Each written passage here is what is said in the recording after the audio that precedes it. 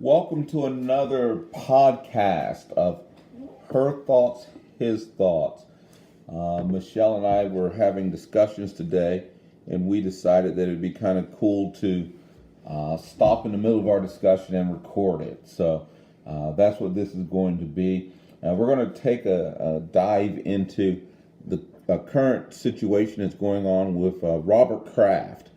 For those of you that don't know, he is the owner of the New England Patriots football team, and I guess it was 3 or 4 days ago, appears to be charged in and so it begins. Yes, a solicitation of prostitution. We have to be very careful here because we definitely don't want Robert Kraft and his people suing us.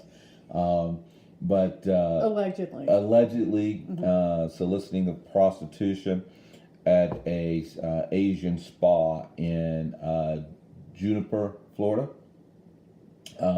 So first and foremost, we want to say that prostitution, bad. Human trafficking, bad. Sex trafficking, bad. Breaking the law, bad.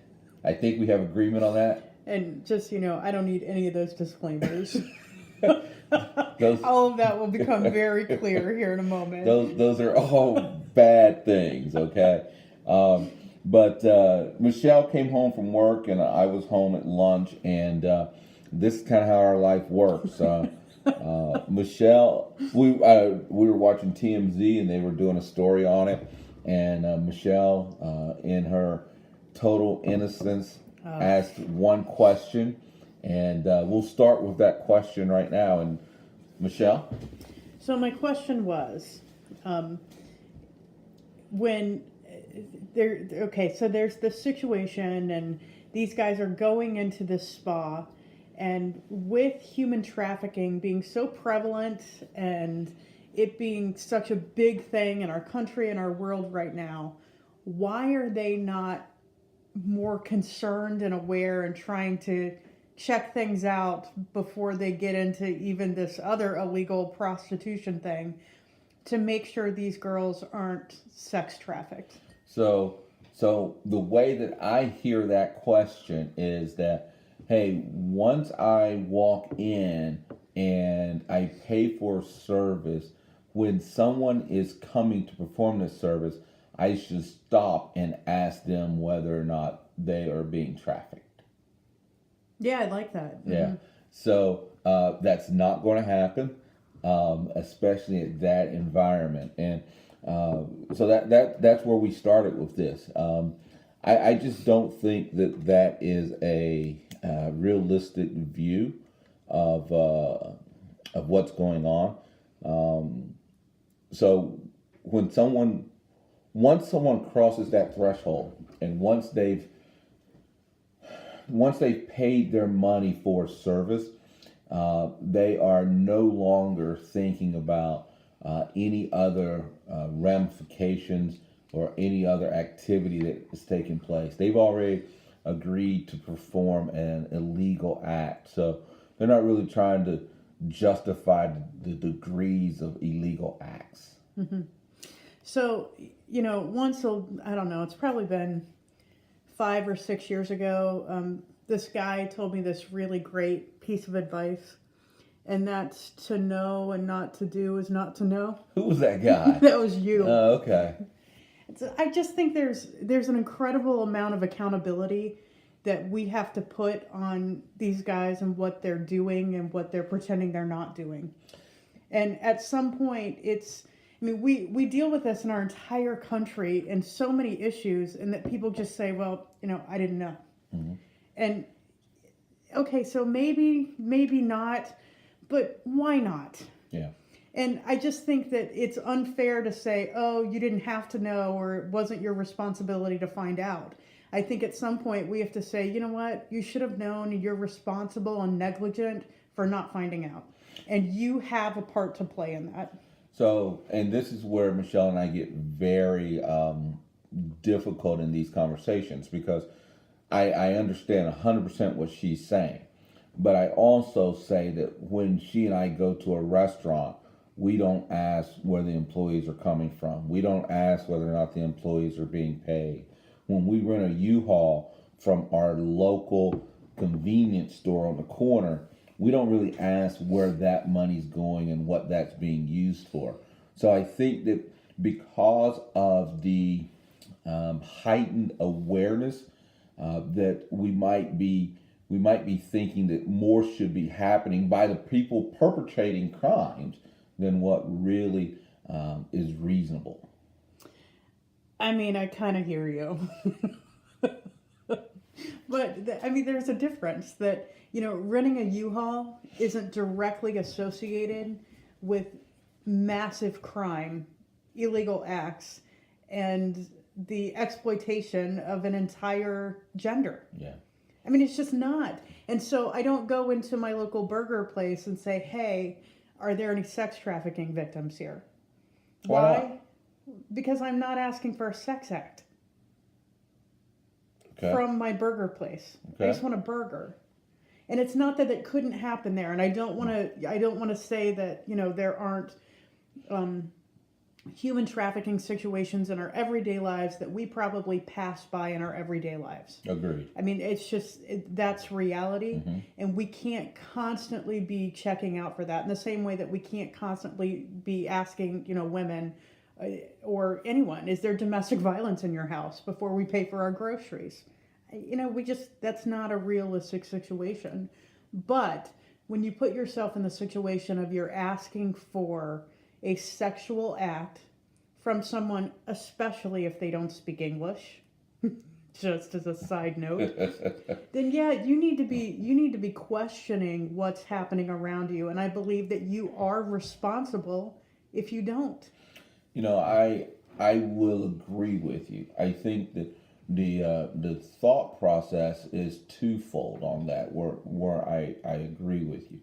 I do believe that we all need to be questioning, mm-hmm. right? And we all need to be asking the questions. I think the difference is that you're saying that man who's already paid for service still should have a rational thought to ask the question. And I'm saying that that's not going to happen. What I think should happen is that as we drive through our strip malls and we see these Asian spas, we need to ask the question. Instead of asking the person that's already agreed to perpetrate a crime to help me make sure that this crime only goes so far, mm-hmm. I think that that's where it becomes not really something I expect to happen. But as you and I go to Kroger and we drive past an Asian spa, well, yeah, I think that it's fair for us, before we engage in illegal activity, to ask about an illegal activity. Yeah, and I guess I'm not really thinking that they're going to stop and check it out to make sure that there's not human trafficking. I guess my whole point is, I think they know. And I don't think they care, in which case the misdemeanor traffic violation penalty that is up against these guys is absolutely just negligent on the part of the law system and the way that the justice system works. I think they know. And I guess my whole issue is, with everything that's going on and just all of our concern about human trafficking and sex trafficking and things like that, these are big name people. Really high name people, and they just don't care. And at some point we have to acknowledge that when it makes certain people feel good, they don't care how they get it, and they don't care what cost it comes. Yeah, I struggle with the fact they don't care. But how could they not care? Well, how they can't care and then perpetuate it anyway. Yeah, and I think that they can care and perpetuate it anyway. I think that I will gladly admit there's a complete disconnect. There's a complete disconnect in that I believe that as someone's walking into a spa, they have no thought about anything else other than themselves. They are in the most selfish mindset they can absolutely be in. I agree with you. So So there's no way to say that they're thinking about something else, or that the thought they had 20 minutes ago is carrying over to now. I just don't think that's the case. Now, here's what I will agree with you wholeheartedly on, is that you said that our judicial system is not punishing sufficiently. I agree with you. For instance, when you sell dope within a schoolyard, there's a higher crime. Yes. Or a higher punishment. And I was very fortunate that after we had a conversation, I went to work and did some research. and like, our judicial system is really poor. Our judicial system does not consider sex trafficking or human trafficking to be a violent crime. It absolutely is considered to be a passive crime of fraud and coercion. Coercion. So I think that that's bad. For instance, I think that if you're going, the solicitation penalty needs to be more punitive. I absolutely agree with that, because there's not enough at risk to go through that. I mean, it's just there's not a big enough risk in most cases. So I do agree that the punishment needs to be bigger, and then I also agree that especially, and this is very hard for me, especially with the spas. I mean, if the stay-at-home mom, the middle management dad, if the people running around in the suburbs don't know what's happening in these pop-up spas, then shame on everybody. So Okay, no, hold the phone for a minute. Okay, so shame on everybody. Sure, absolutely. We have a huge amount of shame that we should carry around in our country for what happens in it and what happens to us right next door. There is no way that you can tell me that these men who walk in shouldn't have a bigger accountability than what's happening down the street from us. No, that's exactly what I'm saying. I'm saying that if you solicit in that environment, there should be a bigger penalty. So we're gonna have tiers of solicitation We have tiers of drugs. because of schools. There you go. Okay. So you made a comment earlier. I was gonna let it go, but now I can't. That these guys, when they're walking in, they are just totally in a selfish frame of mind. Correct. And are not thinking about anything else than themselves. Correct. So this is that's totally the defense for any murder, rape, Hitler. So who cares what they're thinking about? Well, but the only reason I say that is because your perspective is that they should be aware and acknowledge what's going on around them. And I'm saying they're not in a mindset to have any thoughts about what's going on around them. And I guess my counter is, I just think they don't care. Yeah. I think they know what's happening, because it's not okay. So how about maybe your first time going. First time you pay $600 for a blowjob in the back of a strip mall, maybe you don't know what's going on.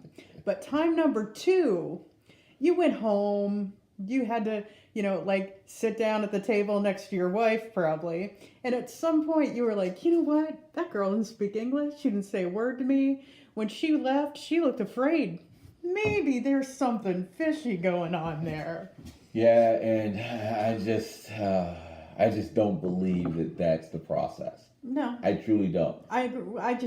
And now maybe that should be the process, and maybe that's the way that guys should think. But I just don't think that. I can tell you that that's not the way that I think. Yeah. I just think that our entire country has a history of using and abusing people, and it's not that big a deal. That we believe in sort of a almost a Darwinist mindset, that we have survival of the fittest. And if people are able to be coerced, held down, held captive, made to do whatever it is that you want them to do, that they are seen as weak, even though we say that we think that they are objectified and used. But truly, we don't feel that way. We just think that anyone who is allowed to have that lets someone else have power over them just doesn't deserve what the rest of us do. Well, but I think I mean, that's hard to say when all those things are criminal. How criminal? Well, I mean, they're criminal. Oh. Now, I mean, how criminal? I don't know, right? For instance, holding someone captive in a basement for years is pretty criminal. We just saw that, my dude Bump and Grind R. Kelly might get up to 70 years. You're bringing up R. Kelly in this? That's a different podcast. Oh my goodness. But what I'm saying is that What's R. Kelly been doing for the last 10 years?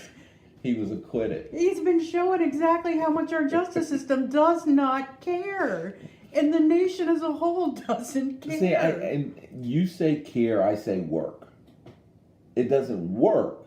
I cannot say that people don't care. I can say that the system doesn't work. Well, I just think that it depends on who you are. It depends on the amount of influence and money you have. And in the same way that these guys are looking for sexual gratification, the country as a whole is looking for some sort of gratification. And if you can provide that in some way, they're not really overly interested in who you run over along the way. So Michelle is just starting to go into our student athlete discussion. I can tell by the tone of her voice. I didn't bring that up, but those are the same arguments. Oh. So, dun, dun, dun. So we're gonna get out of here. We have no answers, right? I think that Michelle and I are in agreement that prostitution is bad. Yes, thank goodness. That human trafficking is bad, sex trafficking is bad, breaking the law is bad. All these things are bad and shouldn't take place. Mm-hmm. What we struggle with is seeing the where the person sits that should have a role in preventing some of it. I think that's the difference. I don't struggle at all. I think that's the difference. We just have a little bit of a difference on who stops what where. So what you deal with is what you get to deal with right now is the fact that we are just enjoying having conversations, and we're gonna get out of here for now. But herthoughtshisthoughts.com. You can go there, subscribe, hear more stuff like this, and we'll see you later.